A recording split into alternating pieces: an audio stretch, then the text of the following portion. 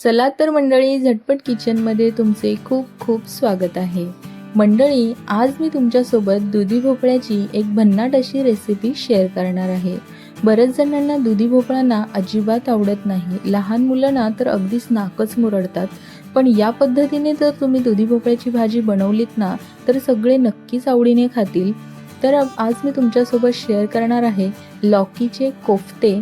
ही gravy आपण आज बनवणार आहे. चला तर आपण रेसिपीला लगेचच सुरुवात करूया. फ्रेश असा दुधी भोपळा आपण घेतला आहे. बघू शकताय तुम्ही, भोपळा आपला फार कोवळा आहे आणि आपण त्याला 2 भागांमध्ये कट करून घेऊया. फार मोठा आहे, आपल्याला पूर्ण लागणार नाही, त्यामुळे अर्धा मी कट करून घेतलाय. खोबरं किसायच्या किसणीने आपल्याला भोपळा ना छान असा किसून घ्यायचा आहे. बघू शकता तुम्ही, या पद्धतीने आपल्याला भोपळा असा किसून घ्यायचा आहे.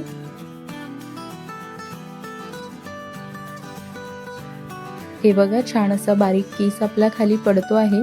सगळा भोपळा आपण असाच किसून घेऊया. सगळा भोपळा आपला किसून झालेला आहे. बघू शकता तुम्ही, छान असा भोपळा मी किसून घेतला आहे.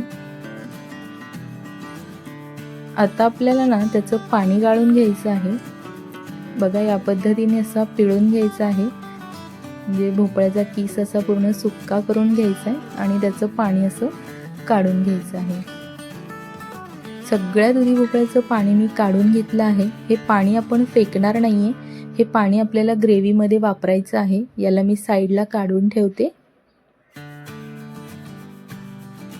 त्याच बाउलमध्ये आपण आता सगळा भोपळ्याचा किस टाकून घेऊया. यामध्ये आपल्याला काही मसाले वापरायचे आहेत. अर्धा चमचा हळद टाकून घेऊया. अर्धा चमचा लाल तिखट, अर्धा चमचा धने पावडर, अगदीच असा चिमूटभर गरम मसाला पावडर, त्यानंतर अर्धा चमचा आलं लसूणची पेस्ट आणि 1 छोटा कप बेसन पीठ वापरायचं आहे. त्यानंतर त्याच कपाने अर्धा कप तांदळाचं पीठ घेतलं आहे. भरपूर अशी कोथिंबीर आपण यावर टाकून घेऊया. त्यानंतर अर्धा चमचा मीठ टाकायचं आहे आणि सगळं मिश्रण आपल्याला छान असं एकजीव करून घ्यायचंय. म्हणजे त्याचा असा गोळा तयार करून घ्यायचा आहे. पाणी अजिबात वापरायचं नाहीये. भोपळ्यामध्ये जे काही थोडंसं पाणी असेल त्यामध्येच आपल्याला हे बॅटर तयार करून घ्यायचं आहे. बघू शकताय तुम्ही, अजिबात पाणी वापरलेलं नाहीये आणि छान असा गोळा आपला तयार झाला आहे. त्यानंतर हाताने आपल्याला ना असे छोटे छोटे याचे बॉल बनवून घ्यायचे आहेत. हे असे कोफ्ते आपण तयार करून घेतो आहे गोल गोल. तुम्ही डायरेक्टली सुद्धा याला तळू शकता भजीप्रमाणे. तेल मी अगोदरच गरम करत ठेवलं होतं. तेल गरम झालेलं आहे. यामध्ये आपण आता कोफ्ते टाकून घेऊया. दाट गर्दी करायची नाहीये. जेवढे या तेलामध्ये बसतील तेवढे कोफ्ते तेलामध्ये टाकून घेऊया आणि छान मंद आचेवरच आपल्याला याला तळायचं आहे. गॅस फास्ट ठेवायचा नाहीये. म्हणजेच काय होतं ना, वरतून कोफ्ते जळतात आणि आतून ते कच्चे राहतात. बघा, या पद्धतीने आपण एवढे कोफ्ते यामध्ये बसले आहेत टाकून घेतलेत. 5 ते 7 मिनिटं छान मीडियम आचेवर याचा कलर चेंज होईपर्यंत तळून घेऊया. कलर चेंज झालेला आहे आणि थोडा कुरकुरीतपणा सुद्धा आपल्या कोफ्त्यांना आलेला आहे तांदळाचं पीठ वापरल्यामुळे. आता आपण याला काढून घेऊया. 2 चमचे दही घेतलं आहे. घट्ट दही घेतलंय. 1 चमचा आले लसूण पेस्ट, 1 कांदा बारीक चिरून घेतलाय, 2 मोठ्या आकाराचे टोमॅटो आणि 8 ते 10 काजू याची आपल्याला पेस्ट करून घ्यायची आहे. मिक्सरच्या भांड्यामध्ये टाकून पाणी न घालता आपण याची पेस्ट करून घेऊया. बघू शकताय तुम्ही, पाणी अजिबात वापरलेलं नाहीये. टोमॅटोचं जे पाणी सुटतं त्यामध्येच आपण पेस्ट करून घेतली आहे. सुके मसाले आपण वाटीमध्ये काढून घेऊया. 1 चमचा लाल तिखट, अर्धा चमचा काश्मीरी लाल मिरची पावडर, अर्धा चमचा हळद, त्यानंतर अर्धा चमचा धने पावडर आणि अर्धा चमचापेक्षा थोडासा कमी गरम मसाला पावडर. सगळं साहित्य आपलं रेडी झालेलं आहे. आता आपण लगेचच ग्रेव्हीची फोडणी करून घेऊया. कोफ्ते तळलेलं जे तेल होतं त्यातलं उरलेलं तेल मी काढून घेतलं आहे आणि साधारण एक 2 ते 2.5 चमचे तेल त्यामध्येच ठेवले. तेल गरम झालेलं आहे. 2 तेजपत्त्याची पानं टाकून घेतली आहेत आणि आपण बारीक चिरलेला कांदा टाकून घेऊया. कांदा छान हलका गोल्डन होईपर्यंत आपल्याला तळून घ्यायचा आहे. जास्त लाल करायचा नाहीये, हलकाच असा गोल्डन ब्राऊन कांदा आपल्याला करायचा आहे. आता आपण यामध्ये आले लसूणची पेस्ट टाकून घेऊया. आले लसूणची पेस्ट छान अशी खरपूस सुगंध सुटेपर्यंत आपल्याला परतून घ्यायची आहे. आता आपण यामध्ये वाटून घेतलेली टोमॅटोची आणि काजूची प्युरी टाकून घेऊया. टोमॅटो आणि काजू आपण कच्चेच वाटलेले आहेत, त्यामुळे छान असं तेल सुटेपर्यंत आपल्याला 5 ते 7 मिनिटापर्यंत आपण याला परतून घेणार आहे.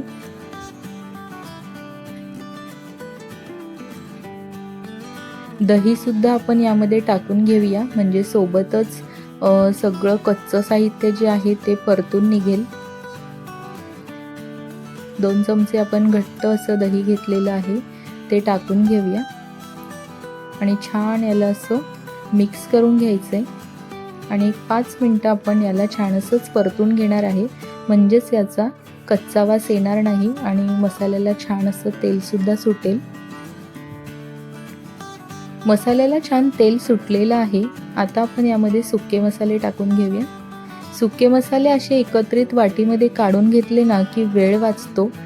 एक एक चमचाने आपल्याला टाकायची गरज पडत नाही, त्यामुळे मी वेळ वाचवण्यासाठी नेहमी असे मसाले ना एका वाटीमध्ये सगळे जेवढे लागतात ना तेवढे काढून घेते.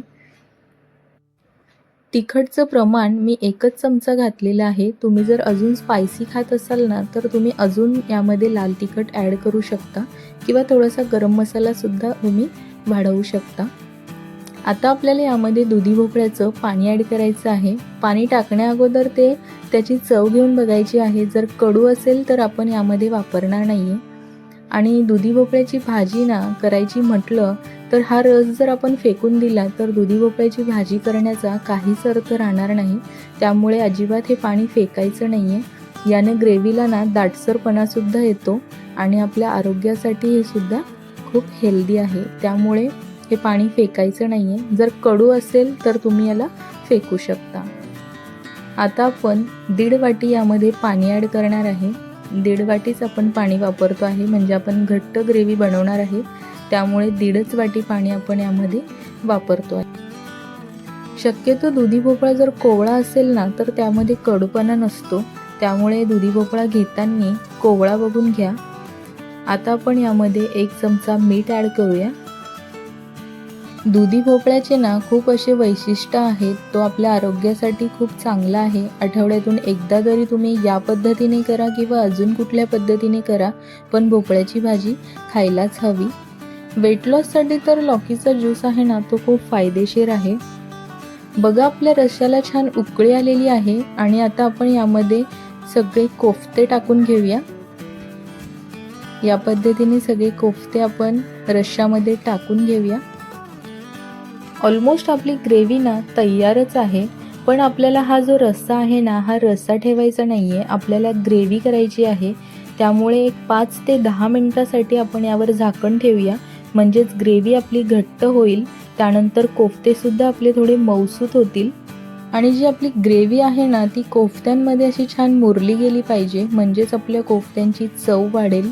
त्यासाठी आपण यावर आता झाकण ठेवूया आणि 10 मिनिटानंतर मी गॅस बंद करणार आहे. 10 मिनिटानंतर मी गॅस बंद केला आहे आणि 5 मिनिटं त्याची वाफ गेल्याच्या नंतर मी आता झाकण उघडून बघितलं आहे. बघू शकताय तुम्ही ग्रेव्ही आपली खूप छान घट्ट झाली आहे आणि कोफ्तेसुद्धा आपले छान असे मऊसूत झालेत. एकदम सोप्या पद्धतीने आपले लौकीचे कोफ्ते किंवा दुधी भोपळ्याची ग्रेव्ही आपली तयार झालेली आहे. खूप हेल्दी आणि चविष्ट अशी ग्रेव्ही आपली तयार झाली आहे. तर मंडळी, आजची रेसिपी तुम्हाला कशी वाटली मला कमेंटमध्ये नक्की सांगा. व्हिडिओ आवडल्यास व्हिडिओला लाईक करा, जास्तीत जास्त शेअर करा आणि अजून जर तुम्ही आपल्या चॅनलला सबस्क्राईब केलं नसेल तर झटपट किचनला पटकन सबस्क्राईब करा आणि बेल आयकॉनला क्लिक करा, जेणेकरून अशाच नवनवीन रेसिपीजचे नोटिफिकेशन तुम्हाला येईल. चला तर मग भेटूया अशाच काही नवीन रेसिपीसोबत पुढच्या व्हिडिओमध्ये.